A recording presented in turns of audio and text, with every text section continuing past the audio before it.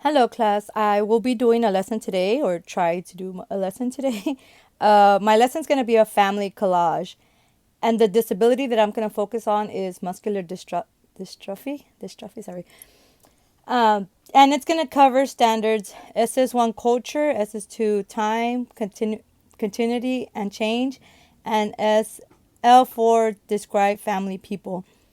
So the materials that you will need for this project are, or for this activity, are construction paper, which you could get whatever color. I just happen to have white, but construction paper. Scissors, if possible. And remember, my student has muscular dystrophy, so they might need special scissors, or even cutting with their hands would be good as well. If not, I only have the teacher kind of scissors or the adult type scissors, but little scissors for the little kids, obviously. Um, Again, it might be just easier to rip off for the kids. And also, you will want magazines, non-controversial magazines, because remember, these are little ones. And what we want to do with these magazines is cut out pictures of family members that they have. And it could be different family members, and whatever family they have. And also, one other thing that you could also do is, once they're done with their family, they could also do another family, a family that they know of, and they can compare and contrast from their family and the other family that they know. Again, we are trying to, this is an inclusion activity, so you're not trying to make your student, with your exceptional student, feel any different. You want that student to feel included as well. So you could also, if you see that that student is struggling with the scissors, offer him that help or her that help, but also offer it to the other students as well. Again, we are trying to make all students feel equal in this classroom, and not make one stand out, or that sort of stuff, or make them feel comfortable enough to ask for help.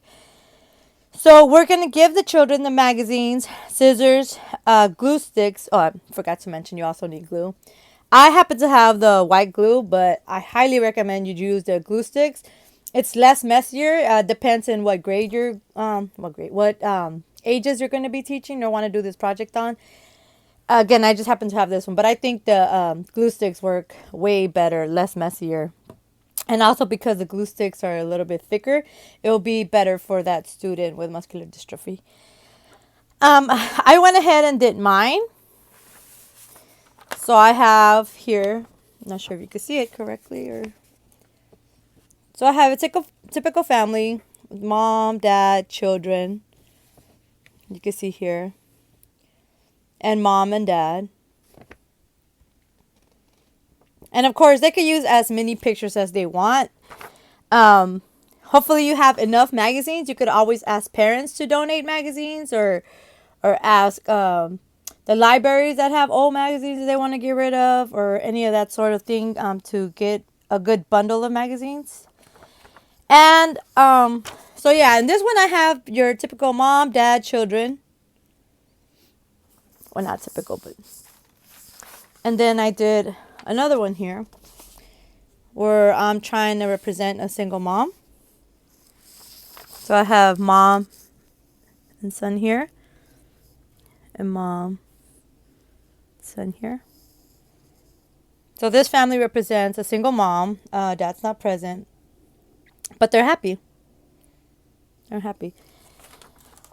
And yeah, and this is the setup is I would do it in small group, just because you really need to keep an eye on them. As far as the scissors, scissors could be a little you're falling down here.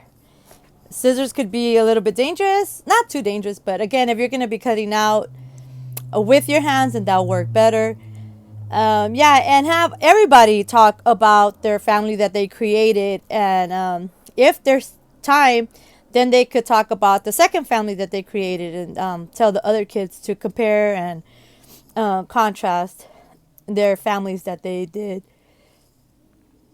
Um, you could always follow up reading stories about families or different families.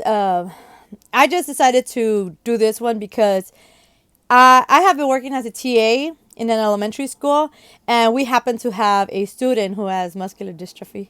Sorry, he's been there since kindergarten, and he's in fifth grade now, but we've seen him struggle again since kindergarten. So there's been 6 years since we've known him, and we've noticed how he's losing the strength of his hands and his feet.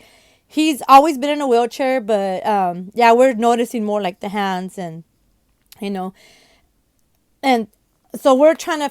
I was just thinking about him really when I did this project. Like, how can I help him? How can I make him feel how like not stand out, how make him feel like the rest of the students? And honestly, all the teachers have been doing a great job at that. He has to do his homework just like everybody else. He has these projects, but again, this one is specific because it requires cutting and gluing. So I thought about him. How can we make this easy for him and not to embarrass him, and to for him to feel included with the rest of the class? I would have done this, of course, at a younger age. Now he's in fifth grade. But yeah, it's just thinking about so many things to help him out. Also, that's why I decided to do a small group, just so I could focus on him as well and just make sure that he's okay and he could feel comfortable to ask me questions or ask for help and that sort of stuff. But it was a really fun project, and I think it will be fun at the end having the kids talk about their families and also making it aware for other students to know that they are different families. Again, I've been working at an elementary school for so long. I've seen everything. I've seen students who only live with grandparents.